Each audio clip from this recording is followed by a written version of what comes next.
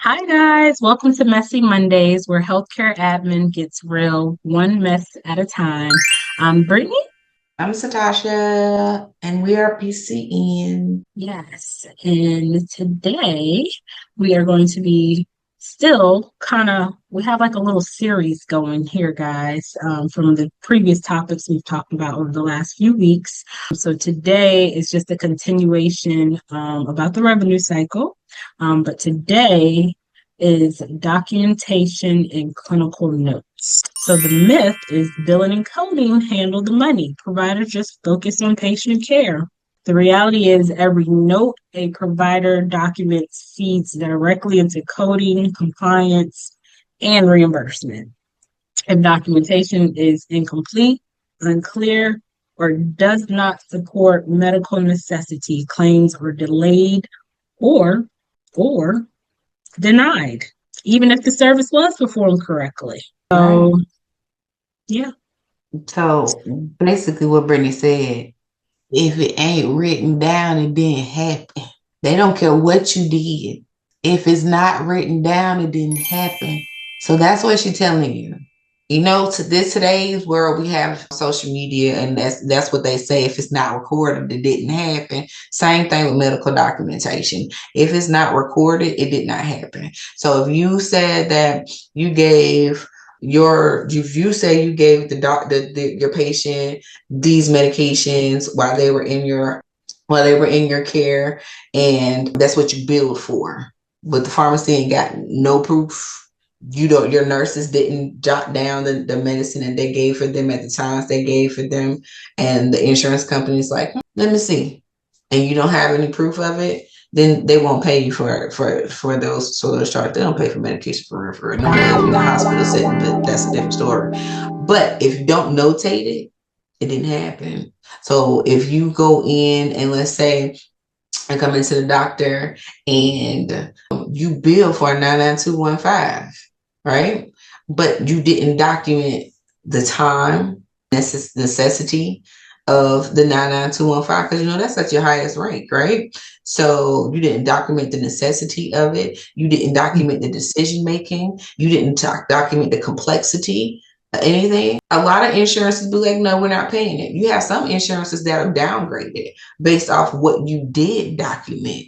They'll downgrade and pay you like a 99213. And then you're arguing with the insurance company like, no, because I did this, and the third. But your note said you saw the patient for 21 minutes and this is what you did in that session. You didn't say that you saw the patient for 45 minutes and that you had to talk to the patient's parents for 10 minutes, and then it took you another 8 minutes for documentation. You didn't say that you needed an interpreter. You didn't say that you had to consult with other physicians about the patient's treatment. You didn't say that you had to go do hula hoops and backflips through the hallway to make sure that the patient left okay and stabilized. You didn't say any of that. So the insurance is going to pay you based off what you say.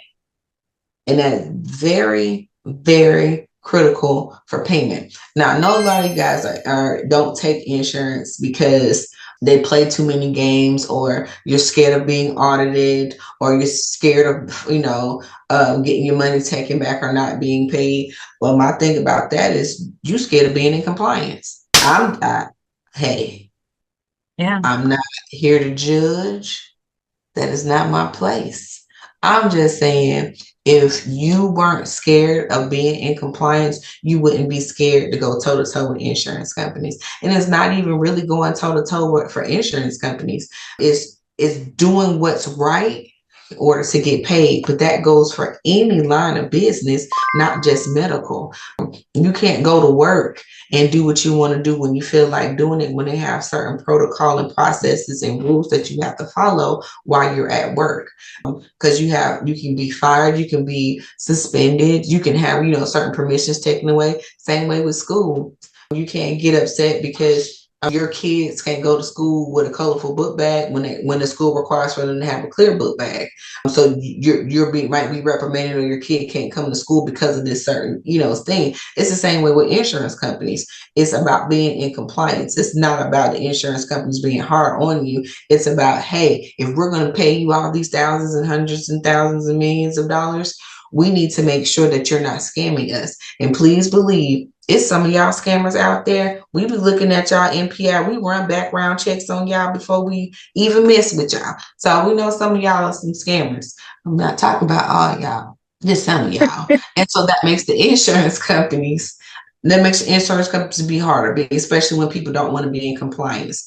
That's why we have this. That's why we have SAM and OIG and stuff like that, because of the fact people don't do right. You have some some doctors that just write scripts and come, have people pill mill, pill mill, pill mill, pill mill. They're making millions of dollars, and these people aren't sick.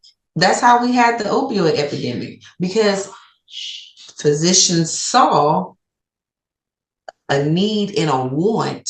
I would say a want more than a need. And they were prescribing everybody pills and making all this money off of it. And now we have addicts. So the insurance companies are trying to save their money, but they're also trying to make sure that you're within regulation and not doing the wrong thing to hurt patients. Because when you take your oath, when you become providers, you're supposed to help the patients. And that's what we're supposed to be doing. So that's a whole nother spill. I went on a little rant there. Apologize, Brittany. No problem. So what she's saying is poor documentation opens the door to accusations of fraud, overcoding, or undercoding. So, and another thing that I do want to touch base on this. Copy and pasting the same note across visits. Don't do that. Yes, a lot of these EHRs have where you can load your previous note, but don't just load the previous note and don't make modifications. Yeah, you might still be talking about the same thing from the previous session, but you still need to make modifications to the note, because that leads to clone notes, and that is not compliant, and that will raise red flags. So, don't want to ruffle any feathers, but don't do that. Don't do that. Just don't do it. And if you feel like, you have to do that, then just start a new note every session. That's all you gotta do. It's simple. But don't just keep duplicating the same note because, sorry, you want to be lazy and not make the modifications. That's all I'm saying. So what are some other common provider documentation tips? I love that you mentioned that, Brittany, because Anthem just sent out a letter. Anthem literally just put a letter in the mail. Some of y'all might have got it, some of y'all might not have, but it went to a lot of nurse practitioners about copying and pasting. So it's cool copying and paste. It is. Nobody's saying don't copy and paste. We're saying you need to make sure you put today's information on top of yesterday's note. That's all we're saying. We're not saying don't copy and paste, because a lot of that information from last week or the week before or whenever last time you see the patient is relevant to today's visit. We're not saying don't do that. But what we're saying is update the note. Don't skip the details. Don't skip the details. That's all we're saying. That's all. Another big thing that we encourage is for you to put your times in your notes. So if the patient came in at 9 o'clock and you stopped seeing the patient at 9:32, put that 9 to 9:32 in your note. That way, if the insurance company come back and ask you to verify that you chose the right CPT code, it's already in your note. Add your documentation time, because documentation time is a part of the visit. Consultation time is a part of the visit. So put your time in there. I know a lot of you guys my notes take so long and and this and third. Hey, but it's essential. It's a part of it. And a little tidbit: we do not bill your claims if your notes aren't complete and signed. Yeah, so don't call us. Don't have us in compliance. Don't have us. We're not going to do that with you. So please don't reach out to us. We are not your billers if you don't do your documentation. We are Mm-mm. not the ones because it's not We quit. happening over Hey, we didn't build these claims. You got 30 claims out there, you need notes. Hey, you got 45 claims out there, you need notes. We're not billing them. And then sometimes we do have providers like, hey, this denied. It denied for time to find because it took you 3 months to do the notes. And insurance companies only allot you a certain amount of time from date of service to submit your claims.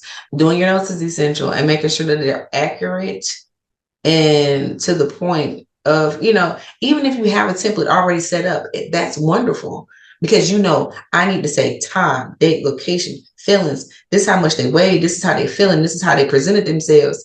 And a lot of times the EHRs have templates already made for you, so you can copy from the previous visit. But if the patient, it was 215 last visit and they came in and they're 182 pounds now, that needs to be changed. You can't copy and paste that across the board, especially if the services that you're providing, then you're not making it seem like it's any good. We've seen a lot of stuff like when IPOs and skill building in the here. mental health sector, where the authorizations get denied because you didn't show improvement. You didn't show how the services are working for the patient. So the insurance is like, we're not paying for anymore because what are we paying for? Why are we giving you authorizations to continue to see this patient when nothing is happening?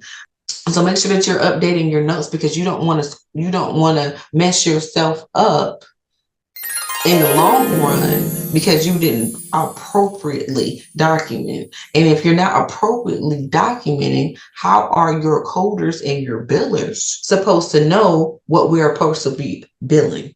Exactly. You lose money that way. We've had providers who were providing services and not noting it, not charting it. And then when we have a conversation, they're like, oh, I did da for this patient. No, it don't say that. So you just lost $50 on this claim because your note didn't say that. Oh, I didn't know. Da, da, da.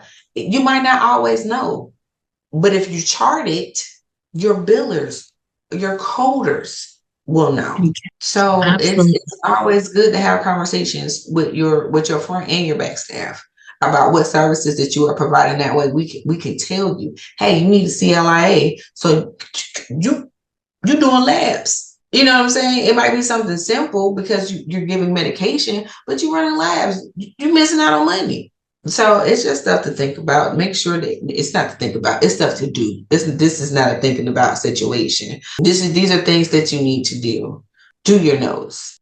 Absolutely. So the key takeaway for today, if it isn't documented, it didn't happen. Providers who see documentation as part of the revenue cycle help secure reimbursement, protect their practice, and ensure patient care is represented accurately. So that is the takeaway from our segment today, guys. Hope this was helpful. Yep, hopefully it was helpful. So that wraps up another Messy Monday. Today we tackle some tough truths, and remember, it's about improving, learning, and becoming a better provider.